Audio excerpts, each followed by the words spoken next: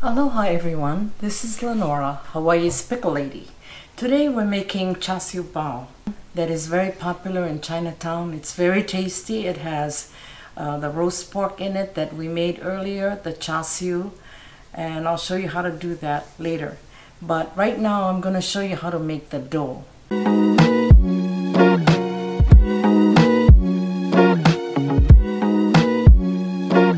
So I have here 6 cups of flour, and then I'm going to add a half a teaspoon of salt and half a cup of sugar.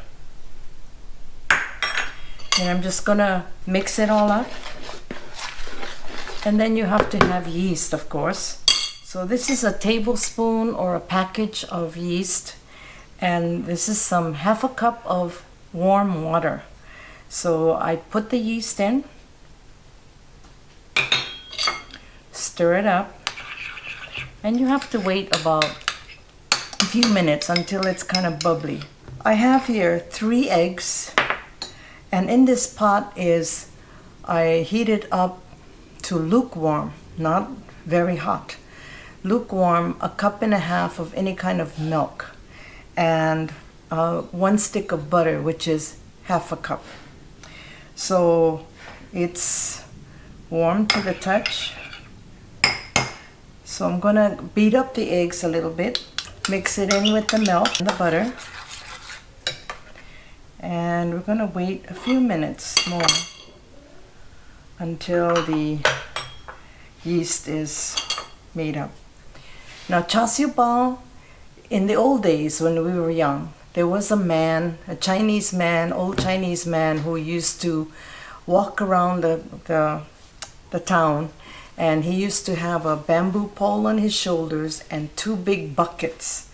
And he would have in the buckets some Char Siu Bao and some other kind of dumplings to sell. And he would go around and he would say, Char Siu Bao, Char Siu Bao. And all the kids would come running. And it was very cheap at that time, maybe about 10 cents a bun or something like that. Today, if you buy the bun in the store, they're about, maybe $1.50 a piece. Okay. And these buns, you can make it any size that you want. This particular one, we're making it about the size of maybe a little bigger than a ping pong ball. But if you want it really big, you can make it the size of almost like a tennis ball. And it'll rise up really nice. Okay, I think the yeast is ready. So I'll pour the yeast in with the eggs and the milk. And then all I'm going to do is kind of make a well in the center of the flour. And I'm going to pour this in.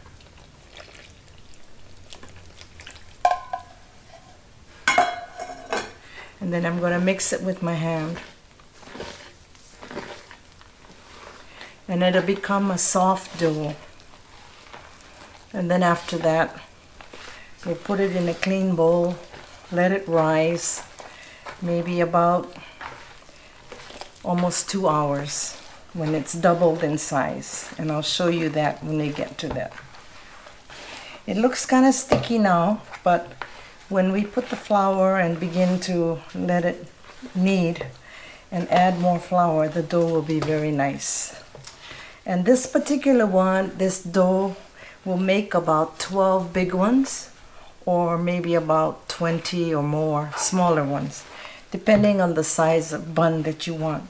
I put about 1 cup of flour, heavily floured it, and now I'm going to take it out of the bowl onto the flour.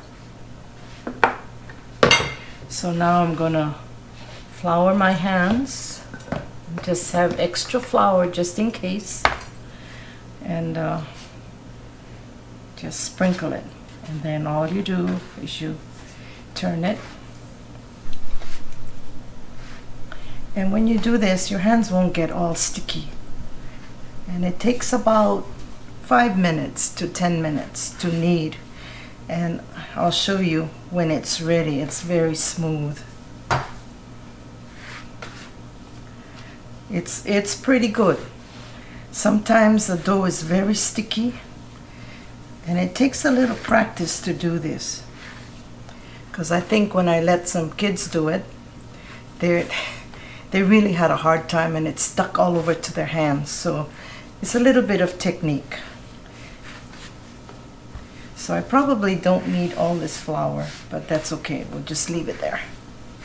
So when you knead, what you do is you use the heel of your palm, push forward, bring it towards you, make a left hand turn, and then it's push, fold, turn, push, fold, turn. That's how you knead. Push, fold, turn. Keep on doing that until that dough is very, very nice. And you can see it's not very sticky. So you don't want to use too much flour, then your dough becomes very tough. Just a minimal amount, and if my hands begin to come sticky, then I'll put a little bit of flour, but not too much. Okay, now I'm going to show you. This is some non-stick spray. So I'm going to spray a big bowl, a clean bowl. And then I'll show you what to do with it after we're finished. But this is not quite done yet. Just keep on going. And this dough really isn't a lot. When you start making it, my goodness, you see, that's all it makes. So you probably have to do several batches. But I found that if you make too many batches, maybe you can do 2 batches at a time. But if you try to make like 4 or 5 batches, it's almost impossible. You'll have a hard time. So it's better to make 1 or 2 batches at a time.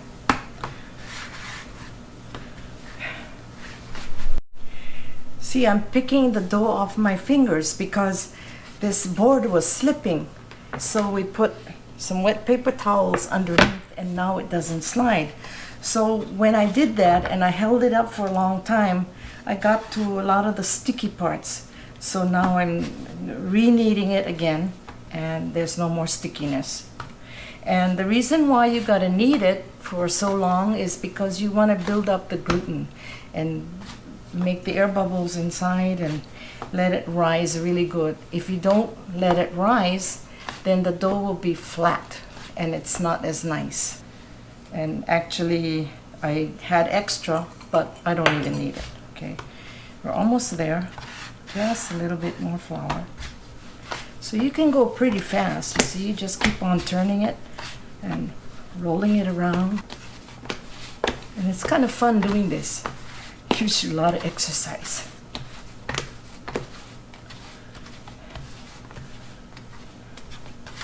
Nice and soft and not sticky at all, but still very manageable. Okay, now I'm taking it in my hand and the bowl that I greased, I'm going to plop this in there like that and then turn it over on my hand and then put it on the other side so that both sides are greased.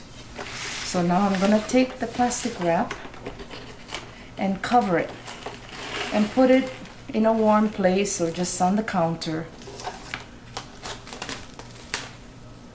and let it sit until it rises, like I said, about sometimes hour to 2 hours. While the dough is rising, we're making the filling. Add about a teaspoon of oil. Taken 2 medium onions, diced it up, and then my method is very simple and it's very tasty. And everybody who's tasted it likes it. You can also use part jicama, or the Chinese call it chop suey yam, in combination with the onions, maybe half-half. So you're just going to saute this until it's translucent, so maybe about 3 or 4 minutes. Now the onions are nice and translucent, but they're not, you don't want to brown it because it'll kind of burn. So then you put in a 1/4 cup of minced garlic,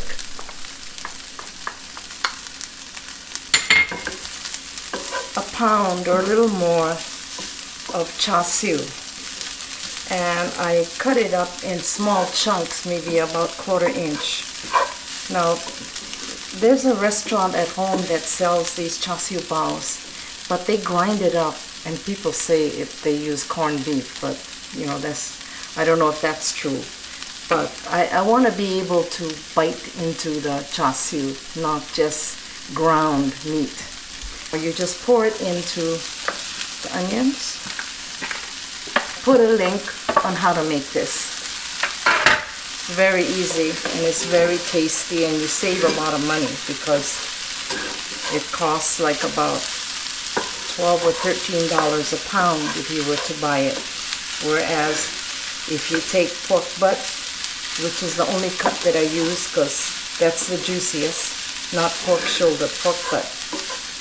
And sometimes it's on sale for 99 cents. It's already cooked, so you just want to heat it up, and of course it's going to cook again when it goes into the buns. Now this may be a lot, but I like to make extra because I will do the baked char siu bao, and if you have extra still, you can use it for stir fries. You can put it in noodles, chow mein or soup, anything. Add the green onions, and you don't really have to cook it that much. It'll get all mushy, and you still want the color still nice. Okay, now I'm going to put the oyster sauce. I have here a 1/4 cup. Now you see how dry it is, so I'm going to make a little gravy for it. A 1/4 cup of cornstarch and a 1/2 cup of water. I'm going to pour the cornstarch into the water and stir it up till it dissolves. And I'm just going to pour it in. After this, we'll put it in a pan because we still have to wait on the dough to rise. And by that time, hopefully, it'll cool off.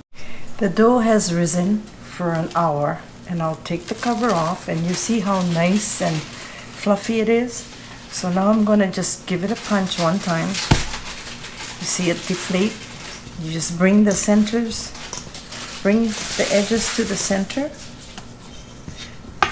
and then take it in your hand, flip it over one more time, and let it rise again. We're ready for the final product.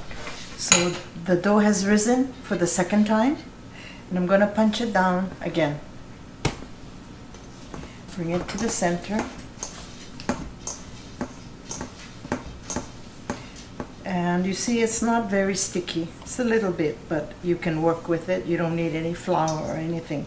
So what I do is I kind of bring it up like this, and between your thumb and index finger, squeeze it till about the size of a little less than a tennis ball. Is kind of make like a circle, flat circle. And then put as much filling as I can, because that's the good part. Filling without overdoing it. So I take it in my hand and I bring the two edges up, pinch it, bring the other two edges and seal everything, pinch everything together. And put it on these wax papers. Now I've cut these papers. This is a special kind of commercial wax paper. You can use the kind in the roll, but I think this one is a lot heavier and better. It comes in a box like this. It's called deli wrap, and I just cut them into 4-inch squares. So you can probably put about 12 per sheet. So that's all you do now. You grab the dough and then you pinch it with your index finger against your thumb like this.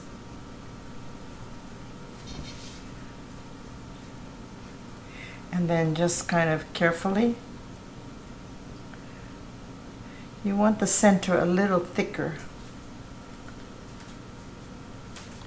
And then you put some of your filling in, and you can see the filling, the gravy has thickened up. So you don't want it running all over the place. It's a little bit tricky, but you can put as much as you can in there because people complain there's not enough filling. Okay. So again, stretch it, bring the two ends together, the other two ends again. And if your filling is too wet and you try to do this, it won't stick together. So the filling has to be just right. About that much. Pinch your index finger against your thumb so you have a ball about the same size. And these will, when they expand and rise, it'll probably touch each other. After that, we'll bake it, but we'll show you the process. It's a generous amount. Again, pull it, stretch it.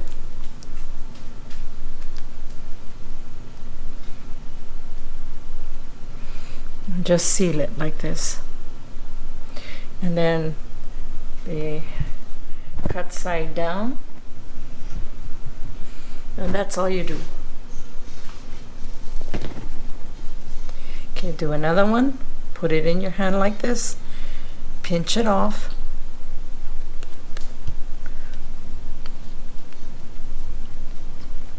And try to stretch it a little bit. If you're doing this for the first time, you might have a little hard time, but it takes a little practice. Okay, bring the ends together, the four ends, pinch so that the filling is encased in it really good. Okay, that's it.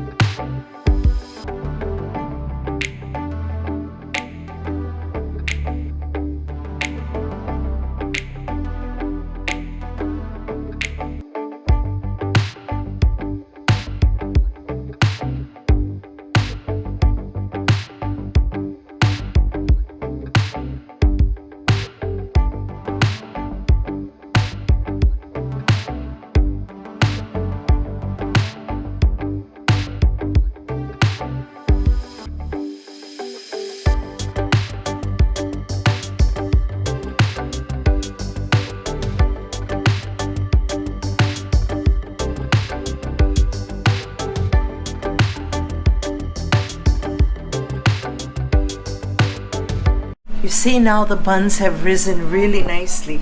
So I've just beaten up an egg and I'm brushing each one with egg, and it'll give it a really nice color when it's done. So the oven is preheating to 375. After that, I'll put it in for 15 minutes. This is the finished product. Here it is. Nice and brown. And you see how much they've risen. So that's why I said you can make it as big. Break one open so you can see the inside. But it's kind of hot to eat right now. We'll cut it because it's too hot to handle right now. But so you can just see it. See how tender it is? Here it is. Really hot. There you go. Really nice and juicy. Very hot, but yummy. My granddaughter's in the background. She didn't want to try it. She's shy, but she said it's delicious. So try it, folks, and you won't be disappointed. Easy to make. And be sure, if you like this video, smash the like button, subscribe, and comment. And if you have any requests, let me know and I'll help you out. Mahalo.